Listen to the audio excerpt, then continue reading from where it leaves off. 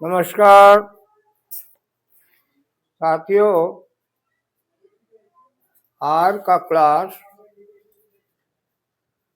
स्वर और व्यंजनों का मेल है और स्वर व्यंजनों के मेल के लिए पहले भी वीडियो बना चुका हूं और वहां तक आप लोग अगर वीडियो देखे होंगे तो वहां तक का संकेत बनाना आप लोग सीख लिए होंगे। अभी का जो क्लास है वो है कि स्वर जब व्यंजन के साथ आते हैं तो जैसा कि आपको बताया गया है कि किसी भी व्यंजन की रेखा की लंबाई में स्वर संकेत को रखने के लिए 3 काल्पनिक स्थान बनाए गए हैं, प्रथम, द्वितीय और तृतीय। और ये देखा गया है कि यदि शब्द के शुरू में मतलब सबसे पहले स्वर ध्वनि आई है तब तो उस व्यंजन की रेखा के पूर्व रखते हैं, खड़ी रेखा है तो उसकी बाईं ओर, पड़ी रेखा है तो उसके ऊपर। लेकिन जो व्यंजन के बाद स्वर आते हैं अर्थात कहिए शब्द के बीच में आते हैं तो वो दो व्यंजनों के बीच में जो हैं उनमें से जो स्वर के पहले वाले व्यंजन है उसी व्यंजन की रेखा पर स्वर का चिन्ह रखते रहे हैं, जो कि इसके पहले वाले वीडियो में आप लोगों ने देखा होगा। लेकिन आज जिस स्वर की चर्चा है वह है तृतीय स्थान की स्वर की चर्चा। और इसकी विशेष चर्चा इसलिए भी आवश्यक है कि जैसा कि अभी हमने कहा कि 3 स्थान आते हैं व्यंजन की रेखा में, प्रथम, द्वितीय और तृतीय। और प्रथम स्थान होता है रेखा के स्टार्टिंग पॉइंट के बगल में, द्वितीय स्थान रेखा के मध्य मिडिल पॉइंट के बगल में और तृतीय स्थान होता है एंडिंग पॉइंट के बगल में। और जैसा कि व्यंजनों को मिलाने का नियम बताया गया है कि पहली रेखा जिस बिंदु पर समाप्त होती है अगली रेखा ठीक उसी बिंदु से उसे उसकी अपनी दिशा में आगे बढ़ाया जाता है। तो इस तरह से हम लोग देखते हैं कि जब दो व्यंजनों के बीच दो व्यंजनों को जब मिलाया जाता है तो उनके मिलान बिंदु पर कोण बन जाता है। इसी की चर्चा है और इसीलिए समझना है कि तृतीय स्थान का जब व्यंजन की रेखा के अंत में आ जाता है स्वर रखने की स्थिति तो उसमें क्या परिवर्तन करना है। हमने शीर्ष पर लिख रखा है तृतीय स्थान के स्वर दो व्यंजनों के बीच, इसका शीर्षक ही हमने रखा है। और इससे जो है आपको बनाना होगा जो शब्द की सूची दी गई है, अभ्यास 11, अभ्यास 18 का 1 से 5 तक और अभ्यास 10। तो देखिए इसमें क्या जानना है। इसको समझने के लिए हमने यहाँ पर 3 शब्द लिया है, चाक, चेक और चीक। इन 3 शब्दों को यदि हम व्यंजन और स्वर को अलग अलग तोड़ते हैं तो हम देखते हैं कि पहले चा की ध्वनि है, फिर आ की ध्वनि है, फिर का की ध्वनि है। तो अब तक जो हम संकेत बनाते रहे हैं उसके आधार पर ये चा हो गया और ये का हो गया।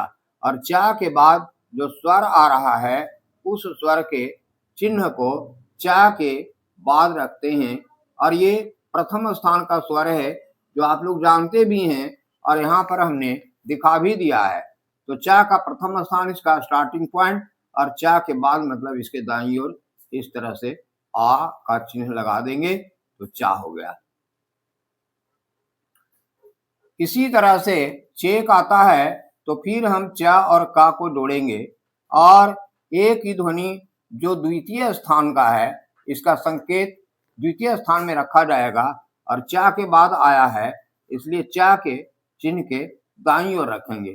यहाँ चा है दाईं ओर और ए है द्वितीय स्थान का तो यहाँ 1 और यहाँ 2।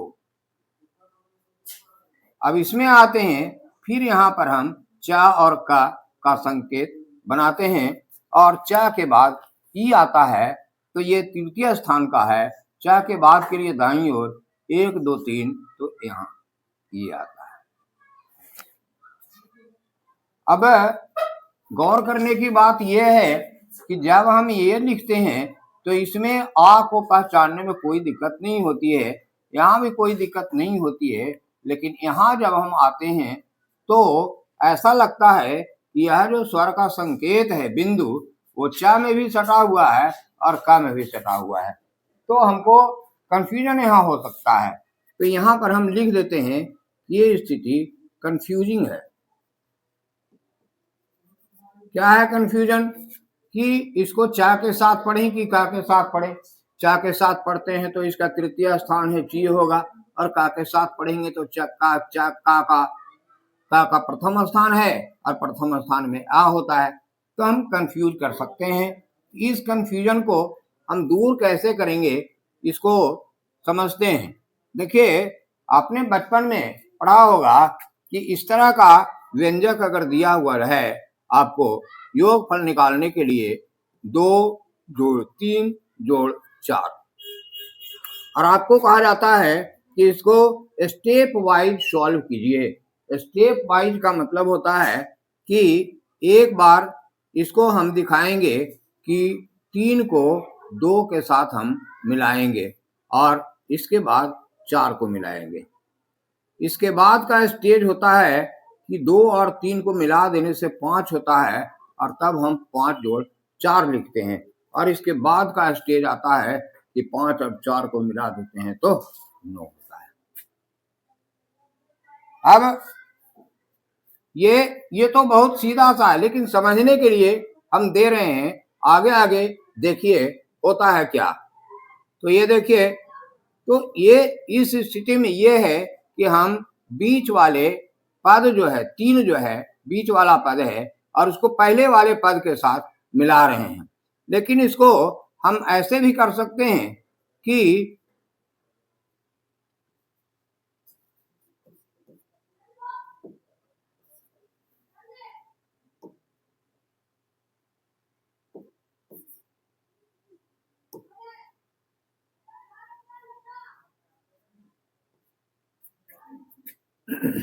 दो और 3 और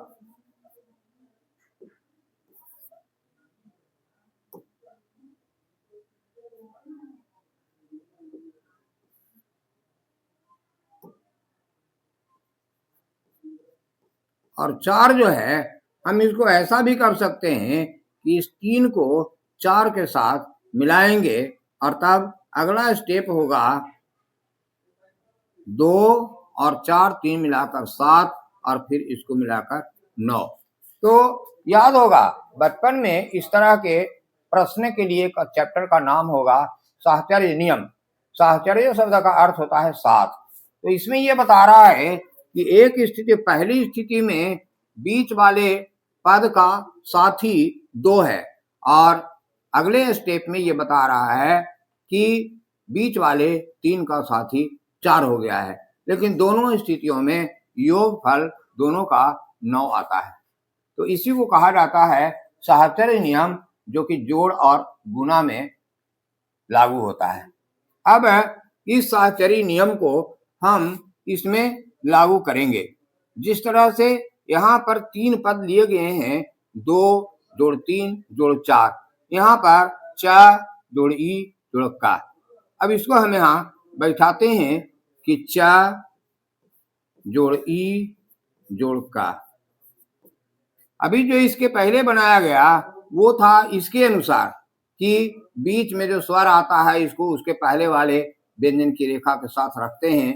तो इसके आधार पर इसको ई को यहाँ रखा गया, और जब ई को चा पर डाला गया तो हमको कंफ्यूजिंग पोजीशन मिल रहा है। तो अब इसको हम क्लियर पोजीशन में कैसे समझेंगे? तो जिस तरह से यहाँ पर दूसरी स्थिति में मध्य वाले मतलब बीच वाले स्टेप को लास्ट वाले के साथ रखा गया है, इसी तरह से यहाँ भी हम बीच वाले ई को लास्ट वाले अर्थात अगले का के साथ रखेंगे। तो अब ये बन रहा है चा जोड़ ईक बन रहा है, मिल जाएगा। तो चा जोड़ ईक हो जाएगा।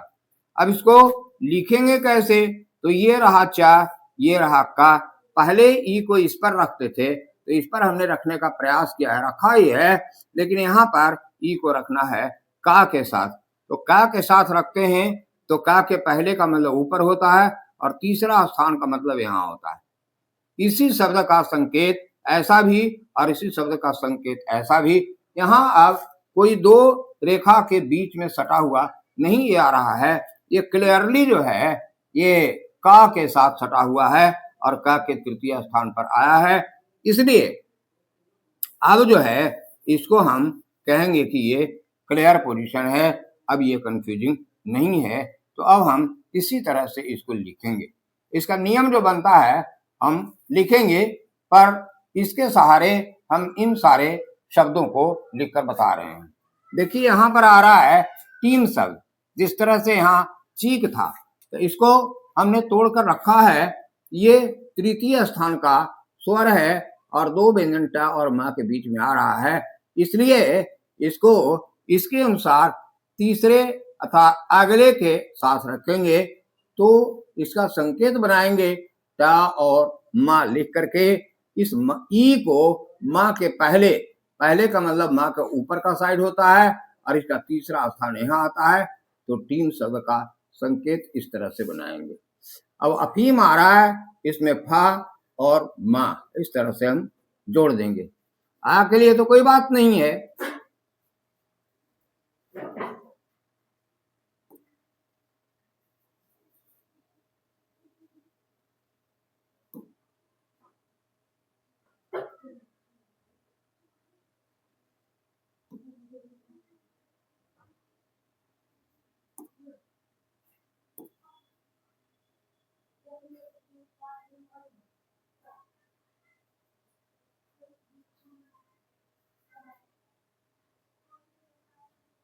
तो यहाँ पर आ और फा और मा है, तो यहाँ पर आ जो है फा के पहले है, फा के पहले तो बाईं तरफ लिखेंगे और आ है प्रथम स्थान का मोटा बिंदु, तो यहाँ पर मोटा बिंदु हमने रख दिया। अब ई जो है फा और मा के बीच में आ रहा है, तो इसके अनुसार इसको, इस ई को मा के पहले रखा जाएगा और मा के पहले का मतलब ऊपर होता है। तो यहाँ पर हम मोटे बिंदु यहाँ चार्ट में हमने बना रखा है दीर्घ ई के लिए।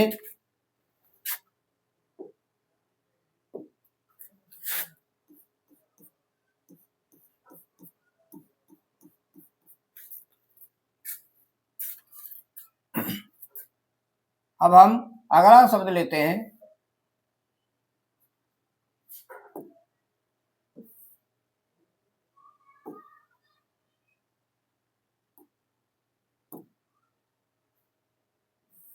अगला शब्द लेते हैं सीर। यहाँ पर सा और रा आ रहा है, सा के लिए भी 2 रेखाएं हैं, रा के लिए भी 2 रेखाएं हैं। सा है बायां और दायां, रा है ऊपर की ओर नीचे की ओर। दोनों सा नीचे की ओर आ रहा है, लेकिन ये जो एक रा है ऊपर की ओर सीधा जाता है और एक रा है जो ऊपर से नीचे आता है, तो ये गोल होकर आता है, बाएं से होकर के फिर घूम करके बाईं ओर जाता है और इस रा के पहले ही सा है। और हमने बताया था और आप लोग लिख करके इसका अभ्यास किया होगा आपने, तो इसमें कोण इसके साथ अगर सा और रा ऐसा जोड़ते हैं तो कोण बिल्कुल नहीं बनेगा। अगर कोण बनाना चाहेंगे तो बहुत देर रुकना पड़ेगा। तो हम यहाँ पर उल्टी दिशा वाले ये व्यंजन रखेंगे, तो यहाँ पर ये सा होता है और ये इसमें ये रा होता है। तो अब ई जो है ये तीसरे स्थान का जो स्वर है, इसको इसके साथ रखेंगे अगले के साथ, जैसा कि अभी आ रहा है और इसमें हमने समझा है। तो रा के पहले, रा यहाँ से यहाँ तक है, इसके पहले का मतलब यहाँ इसको रखा जाएगा। अब आ रहा है झूठ शब्द आ रहा है, इसमें झा उठा है, जो ऊ है तीसरे स्थान का, झाठा के बीच में है। यहाँ पर झा खींचना है, यहाँ पर ठा खींचना है और झा के बाद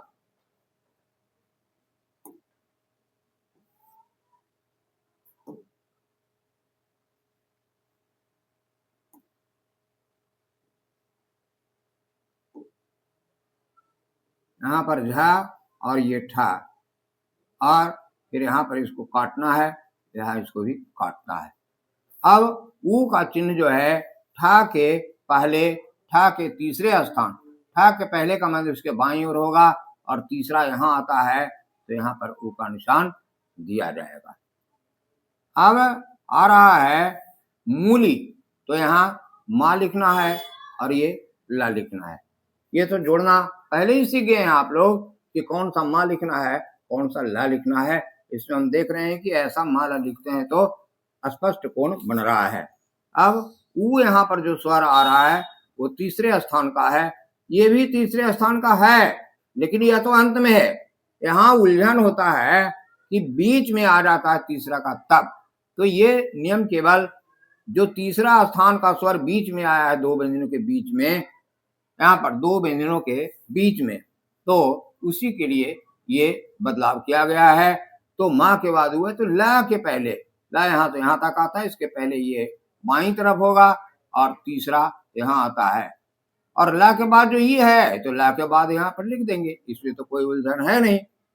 अब यहाँ पर गिरजा शब्द आ रहा है, थोड़ा सा इसमें हम ये स्पष्ट करना चाहेंगे कि कुछ लोगों को यह भ्रांति होती है कि ई जो है गा के पहले है, लेकिन जब इसको, चूंकि देखिए शॉर्ट हैंड राइटिंग हमको लिखना है सुनने के अनुसार, जो आवाज आती है, जो ध्वनि आती है उसके अनुसार, तो पहले गा बोलते हैं तब ई बोलते हैं। ये तो किसी भी वर्ण के बाद दीर्घ इकार आता है, उसके लिए मात्रा दाईं तरफ दिया गया है, तो दाईं तरफ जगह नहीं है, इसलिए हरस्तोई की मात्रा बाईं तरफ रखी जाती है। लेकिन इसका मतलब ये नहीं कि गा के पहले है।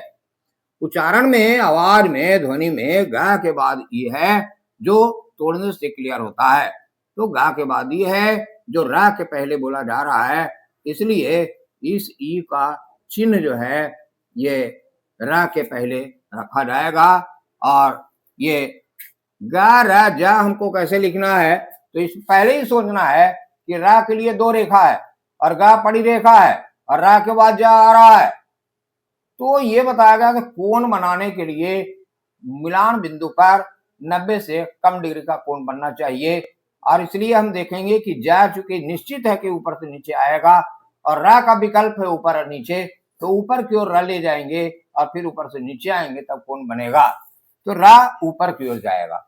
और पड़ी रेखा का नियम है कि अगर सबसे पहले पड़ी रेखा आई है तो अगली खड़ी के स्टार्टिंग पॉइंट पर इसको रखना है। तो रा जब नीचे से ऊपर जाएगा, इसका मतलब रा की शुरुआत आधार लाइन पर से होगी, तब जो है गा हमको यहीं लिखना पड़ेगा, रा ऊपर ले जाना होगा और जा ऐसे लाना होगा। अब देखिए ये गा के बाद ई आया है, इसको रा के पहले लिखना है। रा का क्षेत्र यहाँ से यहाँ तक है, इसके बाएं का मतलब बाईं ओर, और बाईं ओर तीसरा स्थान यहाँ पड़ता है। जा के बाद आ है वो तो अंत में है, इस पर दे देना है। अब इससे भी कुछ अधिक जटिलता इसमें, जैसा कि मुझे अब तक अनुभव होता है लोगों विद्यार्थियों के साथ, तो ये जो है और मुश्किल है। इसमें क्या मुश्किल है, ये मुश्किल ही मुश्किल है। क्या है कि यहाँ जो सा आधा है और का है, और उसके पहले ये उसके साथ ह्रस्वई आ रहा है आवाज। तो लिखने का तरीका ये है कि संयुक्त व्यंजन अगर आ रहे हैं, आधा व्यंजन और पूरा व्यंजन, और उसके बाद अगर ह्रस्वई की ध्वनि आती है तो ह्रस्वई की मात्रा को ये जो आधा और पूरा हम मिलाकर लिखते हैं, तो अद्धे वाले व्यंजन के पहले उसको लगाते हैं लिखने में। लेकिन बोलने में कहाँ होगा, यहाँ देखिए स्पष्ट होता है तोड़ने से कि ई की आवाज का के बाद होती है। तो यहाँ पर दो स्वर ऐसे हैं जो तृतीय स्थान के हैं और दो व्यंजनों के बीच आ रहे हैं। एक है मां सा के बीच में और एक है काला के बीच में। अब हम यहाँ पर व्यंजन रेखा मिलाते हैं। व्यंजन है मां सा क और ला। अब देखना है कि कौन सा मां लिखे हैं, कौन सा सा लिखे हैं, कौन सा का लिखे हैं। तो इसके लिए हम ऊपर से नीचे चुके सा आने वाले हैं, दो तरह का है, तो इसमें ये जरूर देखना होगा कि इसके बाद कौन रेखा आ रही है कि कौन बनेगा। तो माँ के बाद सा आता है, सा ऊपर से नीचे आती है, इसलिए माँ हमको ये वाला लिखना होगा, ना कटा लिखना होगा। तो ऊपर से नीचे कौन बनेगा। और फिर सा के बाद क आ रहा है, तो सा दाहिने वाला कर लिखते हैं तो ये घूमकर इधर से आता है, और इधर वाला देते हैं तो इधर जाता है, और इसमें सा का के साथ कोण नहीं बनाएगा। पैड पर लिख करके आप पहले प्रैक्टिस कर लीजिए या फिर उंगली घुमा करके ऐसे ऐसे अंदाजा लगाइए। तो इसमें माँ लिखेंगे ये वाला और सा लिखेंगे ये वाला और फिर का लिखेंगे ये वाला, तो हर जगह कोण हमको बनता हुआ दिखाई देगा। तो इस आधार पर हम माँ ऐसा लिखेंगे, सा ऐसा लिखेंगे, का ऐसा लिखेंगे, ला ऐसा लिखेंगे, हर जगह कोण बनता हुआ दिख रहा है। अब इसको काट देंगे। अब स्वर रखने की बारी है, तो ये ऊ का निशान जो है कहाँ पड़ेगा, सा के पहले पड़ेगा। सा यहाँ है, इसके पहले यहाँ, और तृतीय स्थान इसका है यहाँ पर। अब का के बाद ई आ रहा है, ये भी तृतीय स्थान का है, और अभी के नियम के अनुसार ला के पहले रखेंगे 1 2 3। जब देखिए याद कीजिए, आप लोग जब बचपन में पढ़ते थे एक एक शब्द पर उंगली रख करके हिज्जे करते थे। अगर माला पढ़ना रहता था तो मा कर मा, ला कर ला, मा कर मा, ला कर ला, ये कई बार बार आप रटते थे। तो ये भी अभी आपका स्टार्टिंग पॉइंट है। जब तक ये तोड़ करके इसका हिज्जे नहीं करेंगे तब तक समझ में नहीं आएगा, और ये जब बेसिक चीज समझ में नहीं आएगा तो फिर इसी में बच्चे उलझ जाते हैं। इतने दिनों से मैं 42 सालों से मैं देख रहा हूँ, इस क्षेत्र में मैं कार्य कर रहा हूँ, तो अनेक प्रकार की उलझने आती हैं, जिसमें एक बहुत बड़ा उलझन है। यहाँ पर जाकर बच्चे उलझ जाते हैं और फिर तंग आकर छोड़ देने की स्थिति में आ जाते हैं। इसलिए आप लोगों से कहना है कि अच्छी तरह से देखिए और इस वीडियो को बार बार देखिए, तब जाके आपको समझ में आएगा, तब आगे आपको बढ़ने में सुविधा होगी। तो चलिए, ये हो गया मुश्किल शब्द का संकेत। अब आते हैं लिपाई पर। इसमें ला और पा दो व्यंजन है। तो ला दो तरह का होता है, पा ऊपर से नीचे आता है, इसलिए ला हमको ऊपर की ओर ले जाना है और फिर पा इसमें जोड़ देना है। और ई जो आ रहा है, यहाँ पर लिखा हुआ है मात्रा ला के पहले, लेकिन आवाज है ला के बाद, और तो यह पा के साथ जाएगा, क्योंकि ला और पा के बीच में बोला जा रहा है। पा के पहले है, पा के पहले यहाँ है पा, और इसके पहले इस तरफ, तीसरा स्थान में यहाँ आता है। इसके बाद पा के बाद आई की आवाज है। आई के लिए चार्ट में देखिए, आई के लिए हल्का डैश तृतीय स्थान नहीं, प्रथम स्थान है। पा के साथ तृतीय स्थान में हल्का डैश आपको रखना है, नहीं प्रथम स्थान में, हाँ हल्का डैश रखना है आपको आई के लिए। तो ये हमने रख दिया आई, ये हो गया लिपाई। अब चलते हैं मुटाई। मुटाई में व्यंजन मा और टा है, टा ऊपर से नीचे आता है, इसलिए ये वाला मा लिखेंगे और इसको काटना पड़ेगा। माँ के बाद ऊ है तृतीय स्थान का स्वर, इसको टा के साथ ले जाना है। टा यहाँ है ऊपर से नीचे, 1 2 3, ये तृतीय स्थान यहाँ होता है। फिर टा के बाद आई के लिए हल्का डैश प्रथम स्थान। इसी तरह से जीवन है, तो जीवन में जा है और वाह है और ना है। जा के बाद आने वाला ई दीर्घ ई है, जो वाह के पहले रखा जाएगा। वाह यहाँ से यहाँ तक है,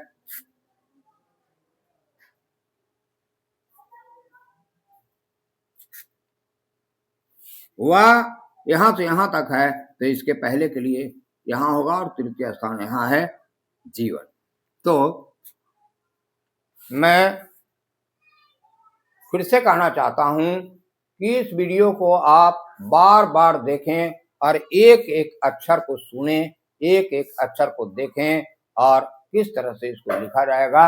ये बहुत ही जटिल चैप्टर है, बिना बार बार देखे हुए समझे हुए नहीं समझ में आएगा सामान्य वाले को। तो अगर एक बार में समझ जाते हैं तो बहुत अच्छी बात है।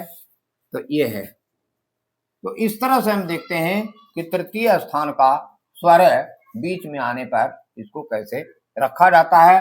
अब इससे नियम क्या बनता है, इसको नियम के रूप में मैं लिख देता हूं।